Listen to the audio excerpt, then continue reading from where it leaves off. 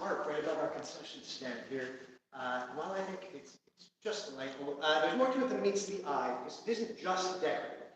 This is actually notation, kind of like a musical score, but for dance. It's what's known as Bond notation, which was invented by a guy named Rudolf Baum in the early 20th century. He was a dance artist and theorist who developed this form of notation to be able to record dance at a time when you couldn't just point a camcorder at it, to be able to keep track of choreography and record it later.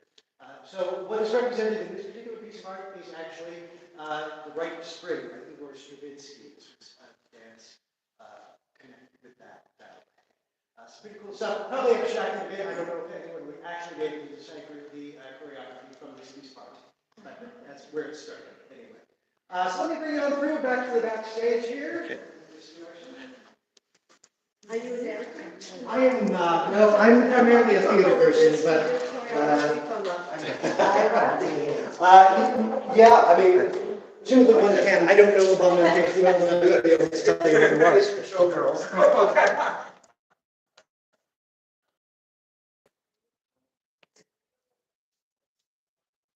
Keep us back until you get that school here.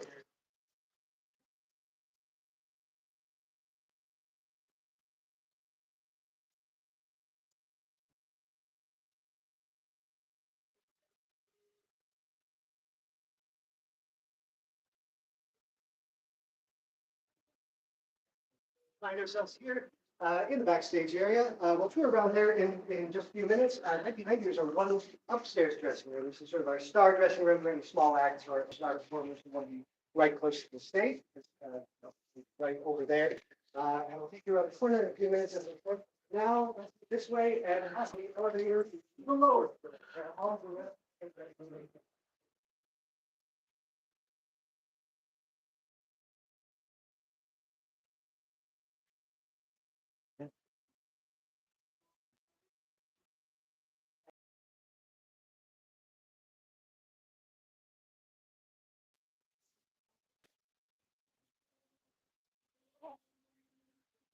One here.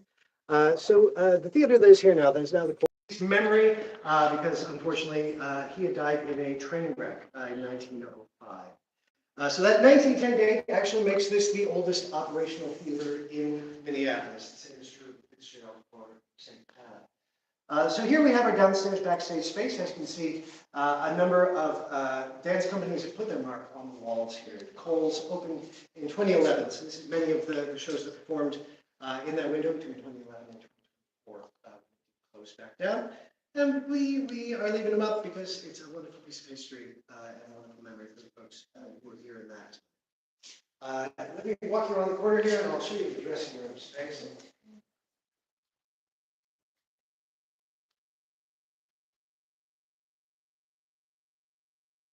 You just have to there we go.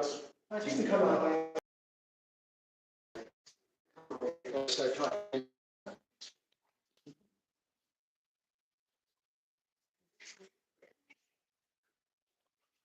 So, as you can see, a much larger dressing room. This theater was explicitly designed for dance. So these large dressing rooms are meant to accommodate an entire course worth of dancers. The monitors that you see here in the basement, as well as elsewhere in the building, those are all stage monitors. So there's a camera pointed at the stage so that wherever you may be in the building, you can keep track of what's going on up there and not miss your cue. Because obviously, they're on an entirely different floor down here. Something necessitated by just the footprint of this building somewhere, so they're all down here. I'm going to walk you through the most clever to the connecting restroom here to the other dressing room.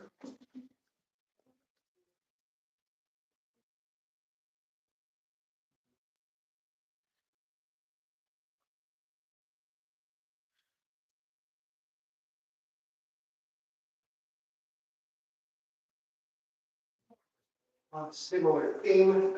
The whole setup down here is designed such that it gives them flexibility. In terms of gender balance, to put people where the shows. Just bring it right over here.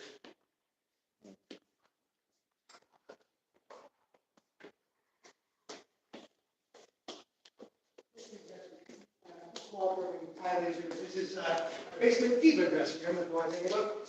Essentially just a star dressing room for the leads of productions to have their own more private space prepared for show. So this theater space has had a fascinating history. It began as a quote-unquote legitimate theater for touring Broadway shows that would come to town under the Schuberts, and also had a standing repertory company that performed in the off seasons. But then in 1933, facing competition from film, which was the hot new thing back then, that venture failed, and this then became a burlesque house. So striptease obviously performed, but it was also host to many vaudeville acts that came through as part of that. Notably including an acrobat and clown who was part of a circus act by the name of Dudley Riggs. And this was long before he moved here, but as part of their act, they started asking for suggestions from the audience that they would then integrate into the act, which blew people's minds. He ended up in New York, where he founded the Unscripted Theater Company, which he would eventually move back here to Minneapolis and became the Great New Workshop, one of the founding houses of modern improv comedy and theater. And the theater that bears his name, the Dudley Riggs Theater, is just a few blocks down from the museum. So something to be proud of. Also during that period, folks like Gypsy Rose Lee, made famous by the musical Gypsy. Same story there. Then things took a strange left turn in 1953 when it went from being a burlesque house to being a church for revival. That didn't last long, only about 4 years. 1957, this did become a movie house, which it remained until the mid-'80s, at which point downtown Minneapolis had such a crime problem that it simply had to be shut down. And in fact, the block that this theater was on was host to 25% of all crime in downtown Minneapolis in 1987.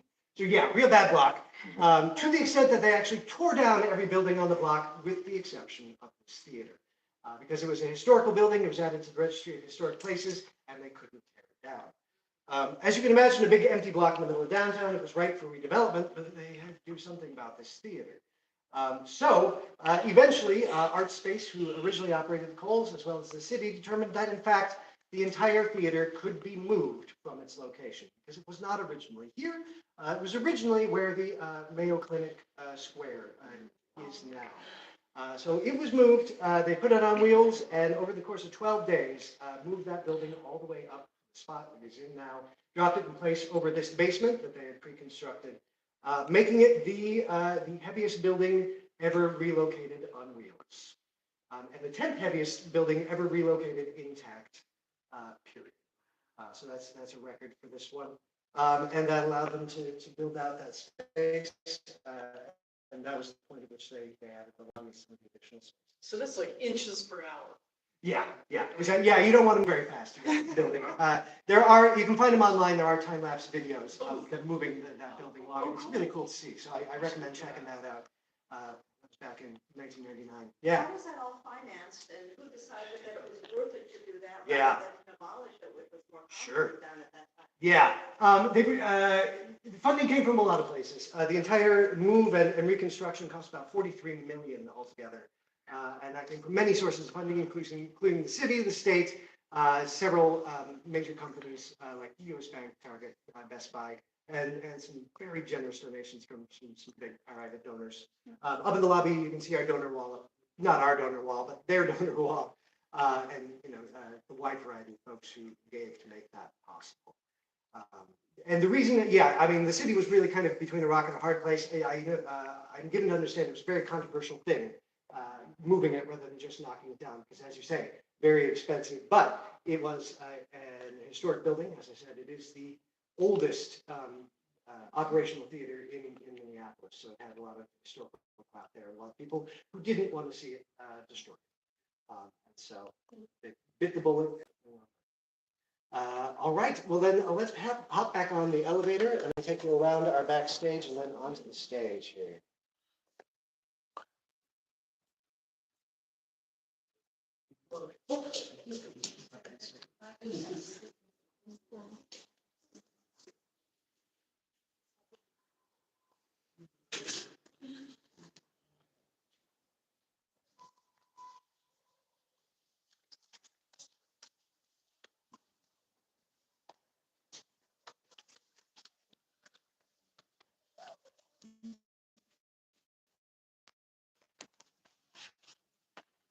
There are a number of other things in the basement.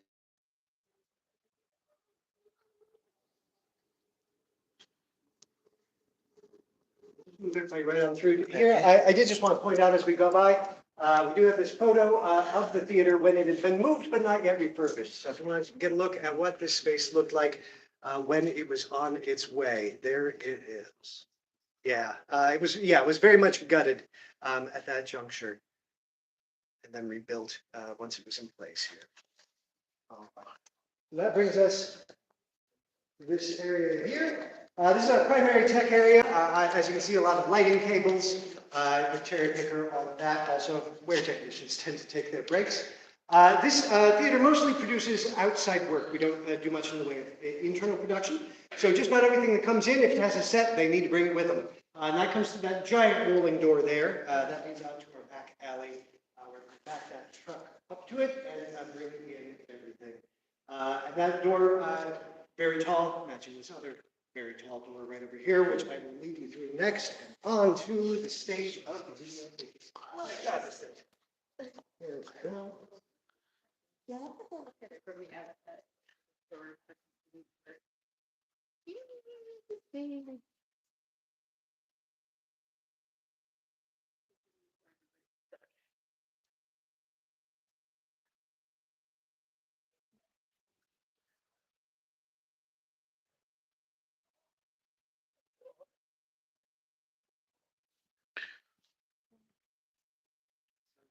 Here is the Goodale Theater. This theater currently has 504 seats. The original Schubert Theater had about 1,500, so considerably fewer. A few reasons for that. The theater, as far as I understand it, was deeper. There was less vestibule and lobby space out that direction. They also had a whole second balcony, and the seating was tighter. So we traded in seats for legroom. I mean, we didn't, but they did when they reconstructed, and we did. Why? And I can actually show you down in front here, just beyond the lip stage, this black floor area is in fact the orchestra pit.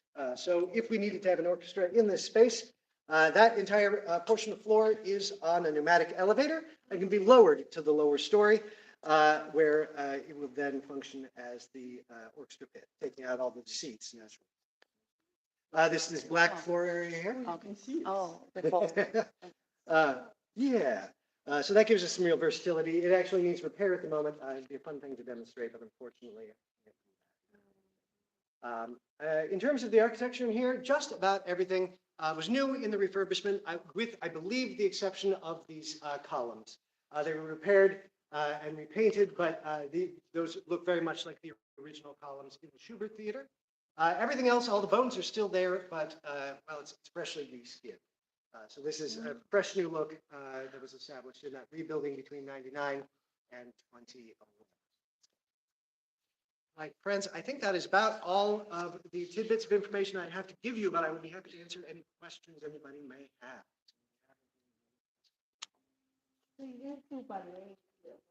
Yeah, we will be. We're just getting it back open. So it would be dance of all kinds, as a matter of fact, ballet as well as modern, you name it, really. We're trying to bring more of the performing arts part of the Coweles Center for Dance and the Performing Arts into it. So we do have a number of different things coming up, concerts, live radio recordings, circus acts. So it'll be a whole variety of things, but it will remain dance. So I wasn't Fitzgerald, but the term suck. Okay. So I assumed the move of the